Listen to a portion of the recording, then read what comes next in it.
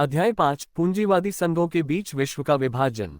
एकाधिकारवादी पूंजीवादी संघों, कार्टेलों, सिंडिकेटों और ट्रस्टों ने पहले घरेलू बाजार को आपस में बांट लिया और अपने देश के उद्योग पर कमोबेश पूरा कब्जा कर लिया। लेकिन पूंजीवाद के तहत घरेलू बाजार अनिवार्य रूप से विदेशी बाजार से बंधा हुआ है। पूंजीवाद ने बहुत पहले ही विश्व बाजार बना दिया था। जैसे जैसे पूंजी का निर्यात बढ़ा और जैसे जैसे बड़े एकाधिकारवादी संघों के विदेशी और औपनिवेशिक संबंध और प्रभाव के क्षेत्र हर तरह से विस्तारित हुए, चीजें स्वाभाविक रूप से इन संघों के बीच एक अंतर्राष्ट्रीय समझौते और अंतर्राष्ट्रीय कार्टेल के गठन की ओर बढ़ी। ये पूंजी और उत्पादन के विश्व संकेंद्रण का एक नया चरण है, जो पिछले चरणों की तुलना में अतुलनीय रूप से उच्च है। आइए देखें कि यह अति एकाधिकार कैसे विकसित होता है। विद्युत उद्योग नवीनतम तकनीकी उपलब्धियों का एक बहुत ही विशिष्ट उदाहरण है और 19वीं सदी के अंत और 20वीं सदी की शुरुआत में पूंजीवाद का सबसे विशिष्ट उदाहरण है। यह उद्योग नए पूंजीवादी देशों के दो नेताओं, संयुक्त राज्य अमेरिका और जर्मनी में सबसे अधिक विकसित हुआ है। जर्मनी में 1900 के संकट ने इसके संकेंद्रण को विशेष रूप से मजबूत प्रोत्साहन दिया। संकट के दौरान बैंक, जो उस समय तक उद्योग के साथ काफी अच्छी तरह से जुड़ चुके थे, ने अपेक्षाकृत छोटी फर्मों के विनाश और बड़ी फर्मों द्वारा उनके अवशोषण को बहुत तेजी से बढ़ाया और तीव्र किया। बैंकों ने, जीडल्स लिखते हैं, पूंजी की सबसे अधिक जरूरत वाली फर्मों की मदद करने से इनकार कर दिया और पहले एक उन्मत्त उछाल और फिर उन कंपनियों की निराशाजनक विफलता को जन्म दिया जो उनके साथ पर्याप्त रूप से जुड़ी नहीं थी। परिणामस्वरूप 1900 के बाद जर्मनी में संकेंद्रण बहुत तेजी से आगे बढ़ा। 1900 तक विद्युत उद्योग में 7 या 8 समूह थे। प्रत्येक में कई कंपनियां शामिल थीं, कुल मिलाकर 28 थीं और प्रत्येक को 2 से 11 बैंकों का समर्थन प्राप्त था। 1908 और 1912 के बीच इन सभी समूहों को 2 या 1 में मिला दिया गया। निम्नलिखित आरेख प्रक्रिया को दर्शाता है। प्रसिद्ध एईजी जनरल इलेक्ट्रिक कंपनी, जो इस तरह से विकसित हुई, 175 से 200 कंपनियों होल्डिंग सिस्टम के माध्यम से को नियंत्रित करती है और इसकी कुल पूंजी लगभग 1.5 बिलियन मार्क है। अकेले विदेशों में प्रत्यक्ष एजेंसियों में से इसकी 34 हैं, जिनमें से 12 संयुक्त स्टॉक कंपनियां हैं, जो 10 से अधिक देशों में हैं। 1904 की शुरुआत में जर्मन विद्युत उद्योग द्वारा विदेशों में निवेश की गई पूंजी की मात्रा का अनुमान 233 मिलियन मार्क था। इस राशि में से 62 मिलियन रूस में निवेश किए गए थे।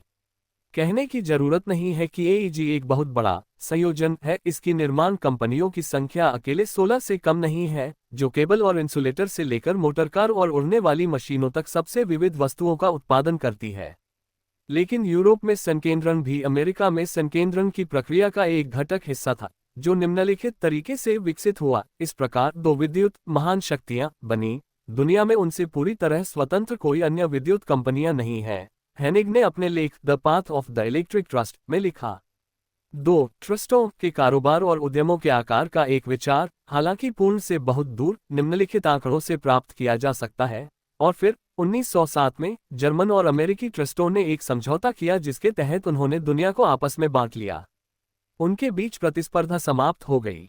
अमेरिकी जनरल इलेक्ट्रिक कंपनी गैक को संयुक्त राज्य अमेरिका और कनाडा मिल गए। German general electric company AEG को जर्मनी, ऑस्ट्रिया, रूस, हॉलैंड, डेनमार्क, स्विट्जरलैंड, तुर्की और बाल्कन मिल गए। उद्योग की नई शाखाओं में बेटी कंपनियों के प्रवेश के बारे में विशेष समझौते स्वाभाविक रूप से गुप्त संपन्न हुए, नए देशों में जिन्हें औपचारिक रूप से अभी तक आवंटित नहीं किया गया था। दोनों ट्रस्टों को आविष्कारों और प्रयोगों का आदान प्रदान करना था।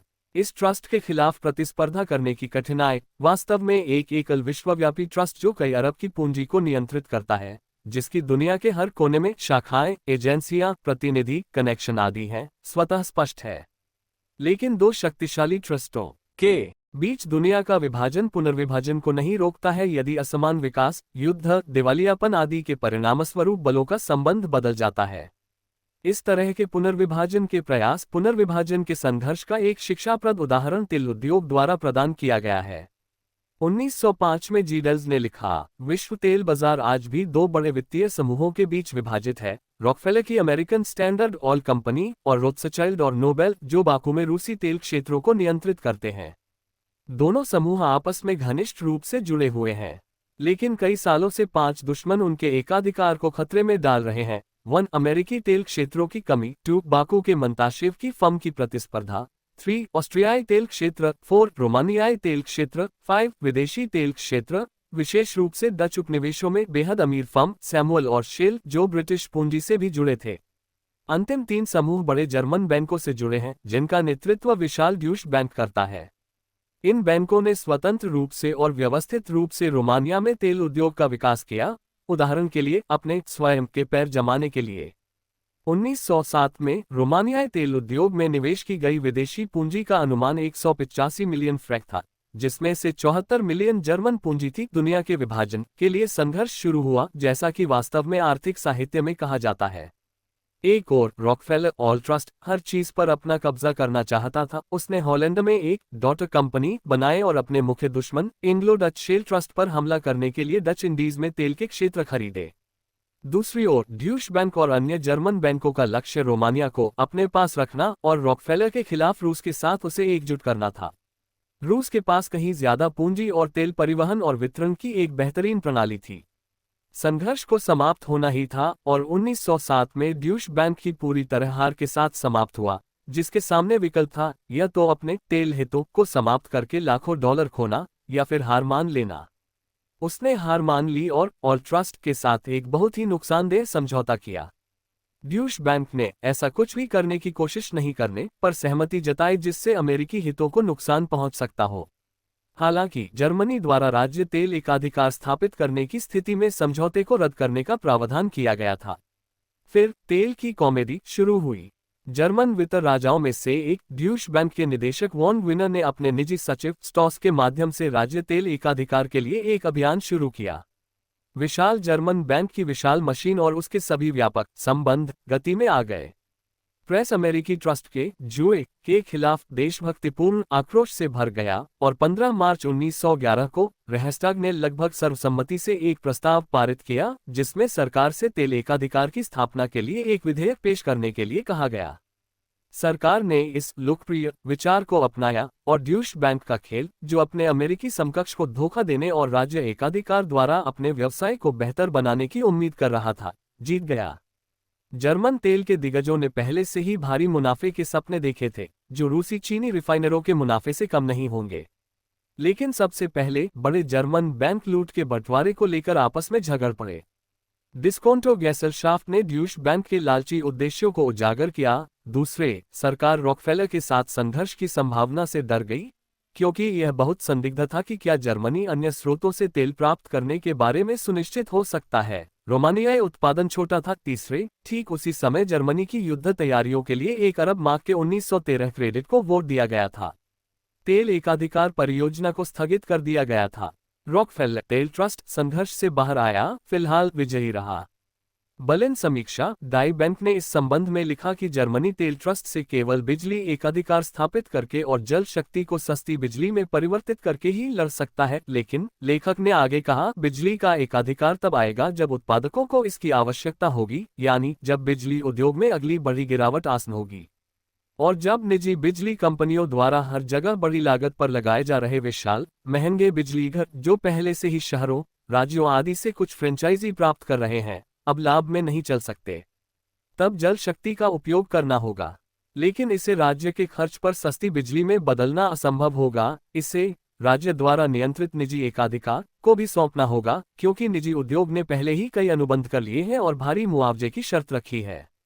यही नाइट्रेट एकाधिकार के साथ हुआ, यही तेल एकाधिकार के साथ है, यही बिजली एकाधिकार के साथ होगा। समय आ गया है कि हमारे राज्य समाजवादी, जो खुद को एक सुंदर सिद्धांत से अंधा होने देते हैं, अंततः ये समझे कि जर्मनी में एकाधिकारियों ने कभी भी उपभोक्ता को लाभ पहुंचाने या यहाँ तक कि प्रमोटर के मुनाफे का हिस्सा राज्य को सौंपने के उद्देश्य से काम नहीं किया है, न ही उनका कोई नतीजा निकला है। उन्होंने केवल राज्य की कीमत पर दिवालियापन के कगार पर खड़े निजी उद्योगों की वसूली को सुविधाजनक बनाने का काम किया है। ये वे मूल्यवान स्वीकारोक्ति हैं जिन्हें जर्मन बुर्जुआ अर्थशास्त्री करने के लिए मजबूर हैं। हम यहाँ स्पष्ट रूप से देखते हैं कि किस तरह निजी और राज्य के एकाधिकार वित्तीय पूंजी के युग में आपस में गुथे हुए हैं, कैसे दोनों दुनिया के विभाजन के लिए बड़े एकाधिकारियों के बीच साम्राज्यवादी संघर्ष में अलग अलग कड़ियां हैं। व्यापारिक नौवहन में संकेंद्रण के जबरदस्त विकास ने दुनिया के विभाजन को भी समाप्त कर दिया है। जर्मनी में 2 शक्तिशाली कंपनियां उभर कर सामने आईं, हैम्बर्ग अमेरिका और नॉर्डड्यूशर लॉर्ड, जिनमें से प्रत्येक के पास 200 मिलियन मार्क स्टॉक और बॉन्ड में की पूंजी थी और उनके पास 185 से 189 मिलियन मार्क के मूल्य का शिपिंग टन भार था। दूसरी ओर अमेरिका में 1 जनवरी 1903 को मॉर्गन ट्रस्ट के रूप में जानी जाने वाली इंटरनेशनल मर्केंटाइल मरीन कंपनी का गठन किया गया। इसने 9 अमेरिकी और ब्रिटिश स्टीमरशिप कंपनियों को एकजुट किया और इसकी पूंजी $120 मिलियन 480 मिलियन मार्क थी। 1903 की शुरुआत में जर्मन दिग्गजों और इस अमेरिकी ब्रिटिश ट्रस्ट ने मुनाफे के परिणामी विभाजन के साथ दुनिया को विभाजित करने का एक समझौता किया। जर्मन कंपनियों ने एंग्लो अमेरिकन यातायात में प्रतिस्पर्धा नहीं करने का वचन दिया। एक संयुक्त नियंत्रण समिति की स्थापना की गई आदि। ये समझौता 20 वर्षों के लिए संपन्न हुआ था, जिसमें युद्ध की स्थिति में इसे रद्द करने का विवेकपूर्ण प्रावधान था। अंतर्राष्ट्रीय रेल कार्टेल के गठन की कहानी भी अत्यंत शिक्षाप्रद है।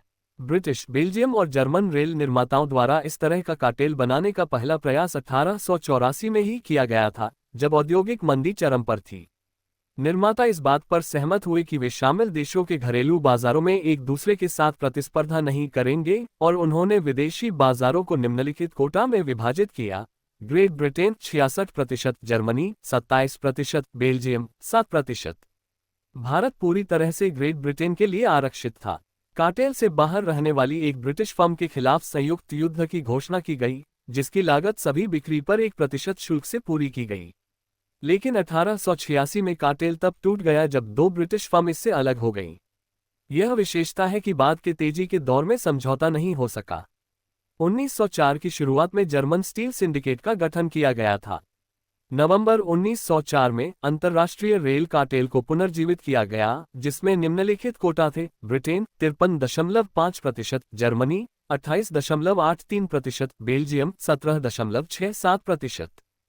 फ्रांस बाद में आया और पहले, दूसरे और तीसरे वर्ष में क्रमशः 4.8%, 5.8% और 6.4% प्राप्त किया, जो 100% की सीमा से ऊपर था, यानी कुल 104.8% में से आदि।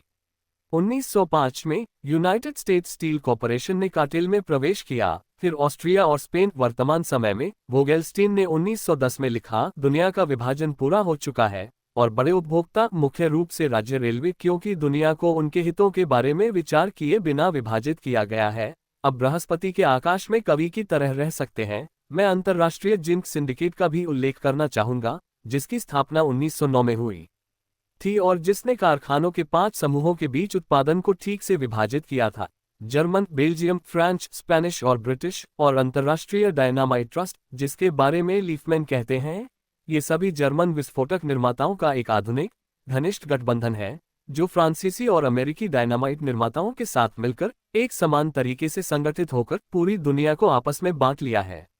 लीफमैन ने गणना की कि 1897 में कुल मिलाकर लगभग 40 अंतर्राष्ट्रीय कार्टेल थे, जिनमें जर्मनी की हिस्सेदारी थी, जबकि 1910 में इनकी संख्या लगभग 100 थी। कुछ बुर्जुआ लेखकों, जिनमें अब कार्ल काउत्स्की भी शामिल हो गए हैं, जिन्होंने 1909 में अपनाई गई मार्क्सवादी स्थिति को पूरी तरह से त्याग दिया है, ने ये राय व्यक्त की है कि अंतर्राष्ट्रीय कार्टेल पूंजी के अंतर्राष्ट्रीयकरण की सबसे महत्वपूर्ण अभिव्यक्तियों में से एक होने के नाते पूंजीवाद के तहत राष्ट्रों के बीच शांति की आशा देते हैं।